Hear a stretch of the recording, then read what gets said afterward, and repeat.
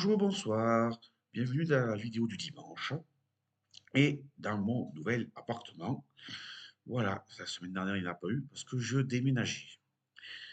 Aujourd'hui nous allons parler du désendettement de la France, ou tout au moins la tentative de désendettement que veut faire notre nouveau Premier ministre. Et ceci à deux voies, un tiers, deux tiers comme il dit, deux tiers d'économie et un tiers où il faudra payer un peu plus. Donc là où il faut payer un peu plus, bien évidemment, c'est l'augmentation des impôts pour les plus riches. Alors attendons-nous bien sur ce qu'est un riche. C'est bien une impression, c'est bien un point de vue subjectif, mais pas neutre. Donc si on prend le point de vue de notre ancien président François Hollande, à partir de 4 000 euros, on est riche. Je nuancerai ce point de vue, je dirais, ça dépend où. Si on habite à Paris, à 4 000 € par mois, on est dans la classe moyenne. Vu les prix qu'il y a, le pouvoir d'achat est très très rapidement rééquilibré vers classe moyenne moyenne, pas moyenne supérieure ou supérieure supérieure. CSP+, t'es à 4 000 €, t'es pas CSP+, à Paris. Si tu vas dans les Antilles, dans les dom dans le centre de la France, à Perpignan, Narbonne, ou peut-être même Toulouse, on peut être dans la classe moyenne supérieure. Ça reste une impression. Comme il y a une impression d'insécurité, tu as ce rythme-là, à 4 000 € par mois, tu as une impression d'être riche suivant le lieu où tu habites. Pour Michel Barnier, notre nouveau Premier ministre, ce sera les tranches de la population, je crois que ça représente 0,3%, les foyers qui gagnent plus de 500 000 € par mois. Ça place le curseur assez haut. Les très très grosses entreprises aussi vont pouvoir payer des impôts. J'espère que ça ne va pas les faire fuir. Par exemple, Total, qui est sur le point de passer sous l'autorité américaine, 47% de son capital est déjà en main de fonds spéculatifs américains. Il y a quelque temps, ils voulaient partir être cotés au Dow Jones, à Wall Street. Donc on verra bien. Et notre Monsieur Barnier veut faire des économies. On ne remplaça pas un fonctionnaire sur deux.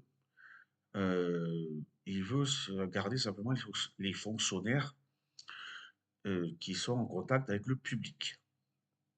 Pour éviter des doublons, avec la fusion des régions, oui, il peut y avoir des doublons, mais voilà. Est-ce que ça va être efficace? Est-ce qu'il va récupérer, je crois, les 60 milliards d'euros pour boucler? Ben, j'espère bien. J'espère. Je lui laisse encore le bénéfice du doute. Au moins, il fait quelque chose. Il va dans ce que j'attendais.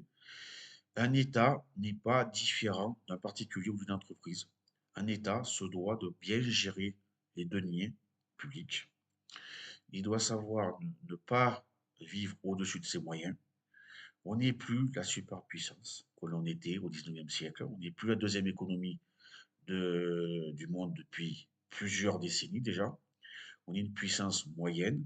On n'a qu'à voir ce qui se passe au Moyen-Orient et les dires de M. Benjamin Netanyahou. Oui, c'est un contre-fou de ce qu'on peut dire. Et encore, on le dit avec les États-Unis. Donc, les États-Unis continuent à payer, à soutenir. Donc, voilà, ils continueront à taper, je dis bien, sur le Hezbollah et le Hamas. Pas sur les Palestiniens ni les Libanais, que ça soit bien clair, hein. Les Israéliens combattent non pas la Palestine, non pas le Liban, mais le Hezbollah au Liban et le Hamas à Gaza. Demain, c'est le 7 octobre. Fin de la parenthèse.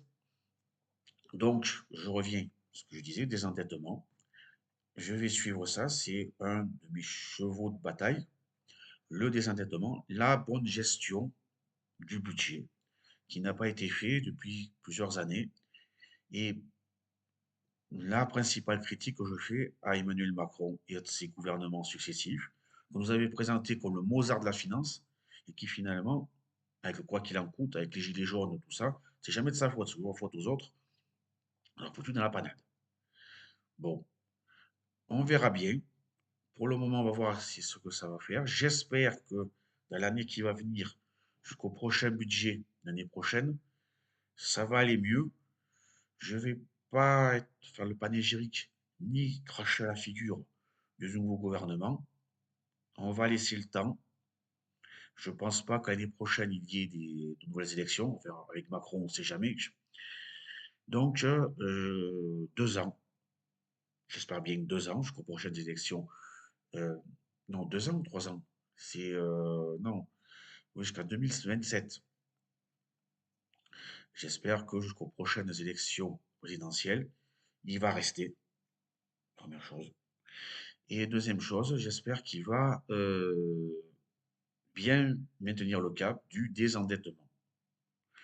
Voilà, donc je n'avais à dire que ça pour cette vidéo. Donc n'oubliez pas de rajouter un pouce et de laisser un commentaire. euh, voilà, voir si j'articule bien, si on comprend bien ce que je dis. Voilà, donc n'hésitez pas à laisser un commentaire et à la semaine prochaine. Au revoir.